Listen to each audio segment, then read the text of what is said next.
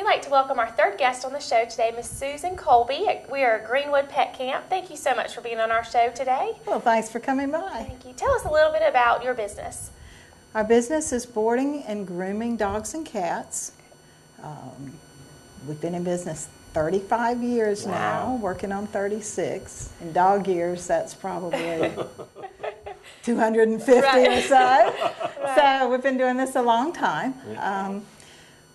We have different kinds of accommodations for different dogs. Very active dogs prefer our indoor-outdoor runs. The inside part's heated and cooled, and then they have a private patio where they can go outside. When the weather's pleasant, they can come and go at will. For our couch potatoes, we have more of an all-indoor spot. We have different kinds of beds, depending on what the dogs prefer. And those are more quiet spots. Sometimes our older dogs prefer those. Right. They still go out to do business, walk around in one of our exercise yards at least 3 times a day. So everybody gets plenty of exercise. It's just a matter of which accommodation is going to suit them the best. And we also have rooms specifically for cats. Okay. That's a quieter room, and they have a nice view of the outside. And how many animals can you hold at one time here? Well, we're comfortable with between 35 and 40. Okay. If a lot of animals come, 2 or 3 to a family, and if they stay together in the same spot, then we can accommodate a few more. Right. And with that section, as we were walking through and doing our tour, I noticed that those kennels or areas are a lot bigger. So if you have a family of dogs that are used to being in the same kennel, such as my dogs, they like to be together. Oh, sure. It works perfectly because they got plenty of space. You can put 2 or 3 beds in there or whatever. Oh, yeah. We've had like 3 Great Danes Oh, wow. in some of those spots. So we have a lot of different possibilities for accommodations depending on the personality of the dog, the age, the size, and so forth. So I think we can accommodate a lot of different possibilities there with our situation. When you have dogs and cats that come and stay here, what are some of the activities that you have for them? Oh, activities. Well, we have playtimes, first of all.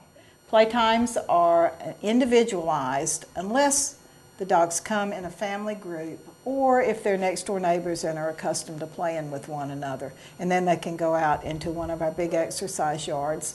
That's with a caretaker, a counselor who goes with them, throws a frisbee, encourages them to go swimming in the summertime, or just explore the neighborhood, whatever they like to do. For cats, we do cuddle time and brushing as well. Okay. And then we have special cuddles and crafts. Our cuddle room, crafts, yes. For dogs and cats. Crafts for dogs and cats. Cuddle sort of speaks for itself. Right. We have different stories like Goldilocks and the 3 Bears. The dogs are real partial to that. And mostly they like to be sat and cuddled, and we'll read them a story. We also do crafts, and I'll show you a couple examples of that. These are paw prints. The dogs enjoy this, and our counselors enjoy it too. For anybody who stayed with us over Valentine's Day, they all did a Valentine craft. This is Bella's, who was out in the play yard, and this is her paw print for real. This is Sophie, who stayed with us as well. That was so much fun. So we do that, and for St. Patrick's Day, we'll be doing green, of course, paw prints. And we occasionally dye a dog green for St. Patrick's Day. So we do craft things as well as the cuddles. And these crafts go home with the owners. Oh, definitely. They They have magnets on them so that they can stick up on the refrigerator right next to the grandchildren's handprints. Yeah. You're going to have your fur babies, That's paw awesome. prints, and That's it's awesome. fun. And I know we were talking about earlier some of the fun things that you do during Christmas and some holidays. Tell our viewers who comes during Christmas time to visit the animals. Okay, well, for Christmas, Santa Claus comes and serves Christmas dinner as a benefit for some organization. This past year we did Fix a Friend, low-cost spay and neuter for animals in 3 counties. Last year, our benefit was for Brunswick County Animal Services. So we do Thanksgiving and Christmas, and it's for the dogs. Roast turkey. The food is for the dogs. Roast turkey, green beans, rolls, and rice.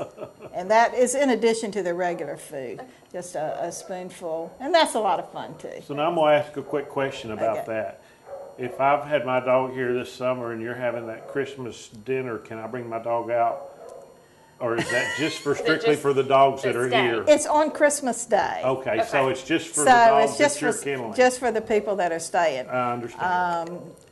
People are welcome to make a donation, and a lot of people do, you know, because it goes to a good cause always. Right. And we've got a lot of great nonprofit organizations within the community that work along with animals to help with all the different things that go along with that. So it's good to be able to support them, and we appreciate you guys doing that as well. Well, we appreciate it, and like I say, we have a good time with it. We have a great facility around here. We were walking around earlier, and like you said before, you've got several rooms for big dogs, little dogs, cats. You have a swimming pool in the back for when it gets summertime, play area. So you've got a great facility here, and I think that sets you aside from other facilities around Brunswick County, and also you have several fun things for the animals. So well, and we live on site, which I think is important. We have 24/7 video monitoring, and we've been in this business a long time. I have a master's degree in biology. I teach A&P for nursing students. We have a very well-trained staff, and we feel very comfortable taking the best care possible of people's pets. And you also offer some spa treatments and stuff like that, too. Yes, we do. Blueberry facials, which is a neat thing, really. You know, especially for white dogs around the eyes, they didn't get the tear stains and all, and the blueberry facial will help that. We do oatmeal scrubs and medicated baths with some massage there, so that dogs that are having problems with dry skin, we can help with that. Awesome. We do great comb outs, great baths. And if anyone was interested in bringing their animal to stay here, give us the contact information for them, please, if they wanted to call you, or are you on Facebook? Oh, yes. Okay, and do you also have a website? We have a website, greenwoodpetcamp.com. Okay. We're on Facebook. We have phone, fax, brochures everywhere. The important thing, I think, to know about boarding is that we would need a current shot record. We require immunizations to be current for the safety of the dogs that are staying with us, as well as for newcomers coming in. So we have a boarding contract that they would need to fill out. Phone call 253-6970 or 866-PET-CAMP. Right. So that's for the folks that are out of town that might. Sure. Or it's just easy to remember, Pet Camp. Sure. And it's a toll-free number anywhere in the country. Well, Susan, thank you so much for being on our show today, and we really appreciate seeing the facility, and we look forward to seeing you soon. Okay? Well, we appreciate you coming by. Thank you. Anytime. We'll be right back.